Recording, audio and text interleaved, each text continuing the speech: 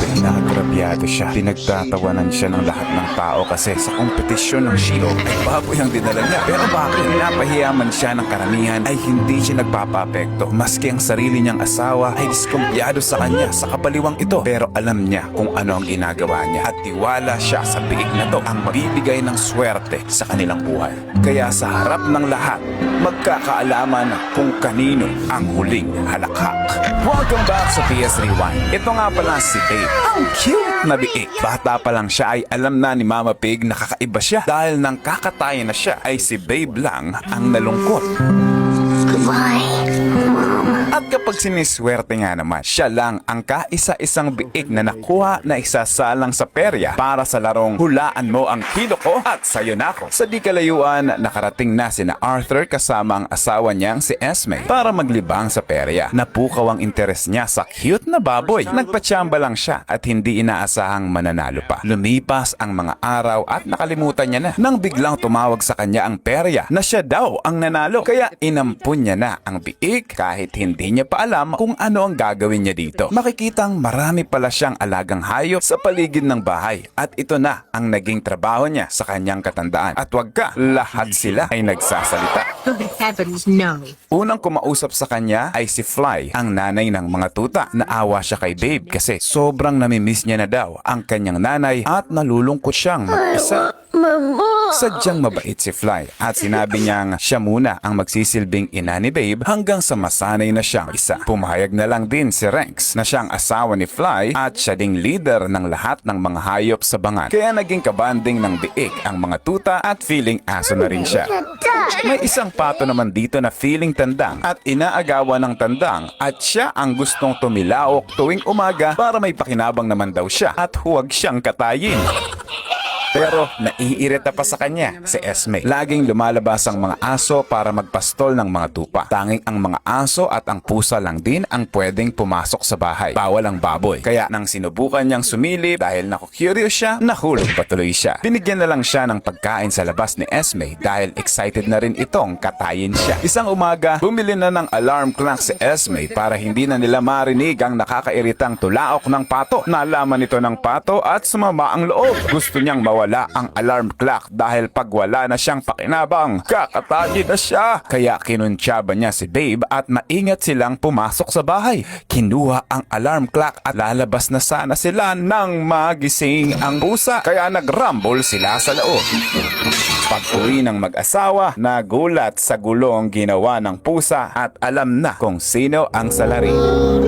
Nagkaroon ng pagliliti sa harap ng mga hayop. Pinagsabihan ni Rex si Babe na simula ngayon, huwag ka nang makikipag-usap sa patong yon at pinaalala na dapat alam nyo kung saan kayo lulugar. Unti-unti nang nagagamay ni Babe ang pamumuhay dito at marami na rin siyang naging kaibigan. Kaso isang araw, binenta na ni Arthur ang mga tuta. Malungkot man ito para sa kanila pero ang amo lagi ang masusunod. Kaya si Fly at Pig na lang ang laging magkasama na parang mag-ina ang turingan sa isa-isa.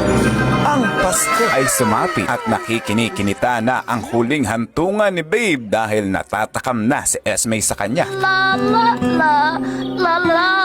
Dumating na rin ang mga anak at apo nila at kakatayin na siya. Pero nang hihinayang si Arthur sa kanya, kaya imbis isang pato na lang ang kinatay para sa kanilang salo-salo. Nakita ito ng kaibigan niyang pato kaya lumayas na siya. Natatakot na baka siya na ang isunod. Sa kanyang pag-alis ay may kakaibang naramdaman si Babe. Pinagbabawal man na lumabas sila sa farm pero lumabas na rin siya para silipin ang pastulan. Nagulat siya nang may ibang mga tao sa pastulan na kumukuha ng mga tupa. Ibang aso rin ang humahabol sa kanila. Nang malaman-laman niyang mga magnanakaw pala sila, agad siyang kumaripas pabalik sa bahay at sinabihan ang mga aso para ay alerto ang amo. Agad silang sumugod at nang maramdaman ng mga kawatan ay lumayas din sila agad. Nang dumating si Arthur ay sira-sira na ang gate. Buti na lang at naabisuhan agad sila ni Babe kung hindi ubos sana lahat ng tupa. Kaya good job ka ngayon Babe sa lahat. Kaya kinagabihan, nanood sila lahat ng fireworks at feeling ni Babe ay aso na rin siya. Minsan ay napukaw ang interes ni Arthur dahil ina-arrange niya na rin ang mga manok ayon sa kulay nito. Kaya sa sunod na pagpunta nila sa pastulan ay nagtaka ang mga aso nang isama na rin ng amo si Babe. Matapos ipapanood ng amo ang ginagawa nila Rex sa mga tupa, ay nagtaka sila nang tawagin naman si Babe para magpastol sa mga tupa. Away to me, pig! Nag-aalangan man si Babe pero sumunod na lang din siya. Paglapit sa mga tupa ay kumahol-kahol din siya. Pinagtawanan siya ng mga tupa. Nagalit si Rex na sabi, itigil nyo na ang kalokohang to. Pero pinayuhan pa siya ni Fly na tibayan mo ang loob mo. Insultuhin mo sila, saktan mo sila. Gawin mo ang lahat para mapasunod mo sila. Kaya yun na nga ang ginawa ni Babe. Ininsulto niya ang mga tupa. Pero pinagtawanan pa rin siya at hindi sumusunod. Kaya kinagat niya na ang isa. Nagulat sila at sinabi, ano ba ang ginagawa mo, Babe? What's got into you all of a sudden? Kinagaya ko ang mga aso. Nawalan na ng pag-asa ang amo at pinagalitan pa ni Rex si Fly na parang wala kang respeto sa angkan ng mga sheepdogs. Hindi mo na kailangan tumulad sa mga aso, babe. Busilak ang puso mo at huwag mong hayaang baguhin ng iba yun. Sorry po, pasensya na at nakagat pa kita. Kagat? Para mo nga lang akong kinikiliti. Kung gusto mo kaming pasunurin, ang kailangan mo lang naman gawin ay makisuyo. Kaya yun nga, nagulat ang lahat nang kusang marila-pila ang mga tupa sa harap ng amo at kalmado lang silang kinakausap ni Babe. Dito na nagsimulang magselos ni Rex. Minsan ay pinagtatanggol ni Fly si Babe, ay nagrambulan sila at nang awatin sila ni Amo ay kinagat pa siya ni Rex. Kaya kinadinahan patuloy siya. Sinubukan mag-sorry ni Babe sa kanya pero nagalit pa ito sa kanya. Pinusalan patuloy siya ni Arthur at pinaturukan ng pampakalma. Si Babe na ang inaasahan ni Amo na kumausap sa mga tupa at namangha siyang madali niya itong napapasunod. Minsan ay napadaan sila sa isang sheepdog competition na pagalingan at pabilisan sa mga aso na mapasunod ang mga tupa sa mga obstacle. At may kakaibang naisip si Arthur. Kung naisip mo yun ay ibig sabihin matalino ka rin para maisip mong nakasubscribe ka dapat sa channel ko. Nakwento ni Fly na dati palang sheepdog champion si Rex. Pero dahil sa malakas na bagyo nun at nagsakripisyo siyang mailigtas ang mga tupa ay nagkasakit siya ng malala at nag-iwan ito ng kanyang pagkabingi. Hindi niya na naririnig ang mga hudyat ng amo kaya hindi na siya sinasali na isang kahihiyan para sa kanya. Ngayon ay gumawa na si amo ng mga obstacle para sa kompetisyon. Pero sino kaya ang isasali niya? Tanong ni Esme. Isang umaga, excited nang magtrabaho si Babe at maagang pumunta sa pastulan. Nagulat siya nang may 3 mapapangis na aso ang umatake sa mga tupa. Hindi nag-atubili si Babe na sugurin sila isa-isa at itaboy hanggang sa kumaripas sila papalayo. Lubhang nasakta ng isang tupa na nagdulot ng kanyang pagkamatay. Nagalit ang amo nang makita ito at siya patuloy ang napagbintangan. Pag-uwi nila ay gusto na siyang barilin ng amo. Hindi maatim ni Fly na hayaang mangyari ito. Kaya tinanong niya ang mga tupa kung ano talaga ang nangyari. At nang malaman ay kumaripas agad siya pabalik para pigilan ng amo. Sa mga huling sandali ay narinig ito ng amo at lumabas. Sakto namang may tumawag kay Esme at binalaan silang bantayan ng mga tupa dahil may mga askal na umaatake at maraming tupa ang napatay sa kapitbahay. At ngayon ay napagtanto niya ang totoong nangyari. Isang araw, umalis si Esme kasama ang kanyang mga amiga. Pinapasok na ni Arthur si Babe sa bahay at nilista pa nga siya para sa sheepdog competition. Sinubukan ni Babe na makipagkaibigan sa pusa pero kinalamot pa siya nito. Kaya ang pusa patuloy ang tinapon ng amo sa labas sa maulan na gabi. Nainsultong lubos ang pusa at nang makapasok siya ulit ay binulgar nito kay Babe na ang lahat ng mga baboy na dumadating dito sa bahay ay inaalagaan para patayin at kakainin ng amo. At ganun din ang gagawin sa'yo, Babe. Lumabas siya at naitanong ito kay Fly at sinabi ang totoo. Nasaktan siyang lubos at nagpakalayo-layo. Sumapit ang umaga at namalayan nilang nawawala si Babe. Nakiusap si Fly kay Rex na hanapin si Babe at inalerto niya rin ang amo. Nakita nila si Babe na nakalusong na sa lusak, magdamag at nagkasakit. Kaya inuwi siya at inalagaan ng amo. Pinapakain ng amo pero tumatanggi si Babe at nang kantahan na siya ng amo ay naaliw siya at kumain na rin. Nagpatuloy ang kanta ng amo hanggang sa nagsasasayaw na ito na nagpapaligaya kay Babe at nagulat sila nang pinapanood na pala siya ng lahat ng hayop na napapasayaw dahil sa baboy. Balik-alindog na si Babe at sumugod na sila sa kompetisyon. Ang daming mga tao na inaabangan kung sinong aso ang mananalo at ang kanilang mga pambato. Maraming aso ang nakakatanggap ng mababang score dahil sa kanilang mga pagkakamali. Naghanda na si Arthur kaso may problema. Hindi nakikipag-usap ang mga tupa sa kanya. Kahit anong sabihin niya ay hindi sila nagsasalita.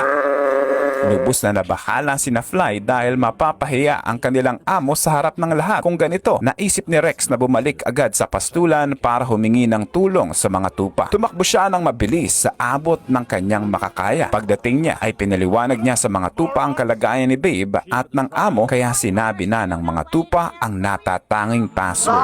At pinili na wag itong ipagsasabi sa iba. Samantala, pinagalitan si Arthur ng mga hurado kasi bakit ka nagdadala ng baboy sa kompetisyon ng mga aso? Pero wala din naman kasing patakaran na pinagbabawal ito, kaya pinayagan na rin siya. Pero ngayon, ang kakaharapin naman niya ay ang katatawanan sa harap ng mga tao.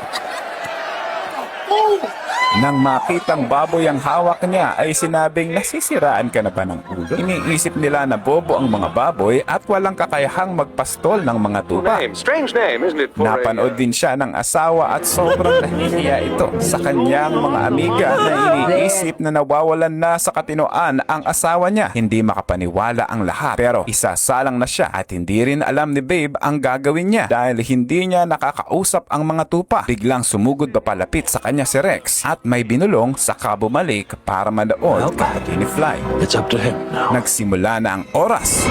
Tumakbo agad si Babe sa mga tupa at patuloy pa rin ang tawanan ng lahat at tila wala silang tiwala na magagawa ito ng tiik. Pero hindi nagpapapekto si Arthur at hinayaan niya lang si Babe. Binigkas na ni Babe ang password at himalang narinig ito ng isa sa kanila at kinausap na siya. Nauubos na ang pasensya ng mga hurado. Hindi magkamayaw ang iyak ni Esme. Hindi lang kumikibo si Arthur habang kinakausap ni Babe ang mga tupa. Patuloy na tumatakbo ang oras at sa gulat ng lahat, He's a very lively sort of nagkaroon ng kakaibang katahimikan at napanganga ng kalmadong nagpila-pila ang mga tupa ayon sa atas ni Babe at naglakad sa palibot ng mga obstacle kahit walang ginagawa si Arthur.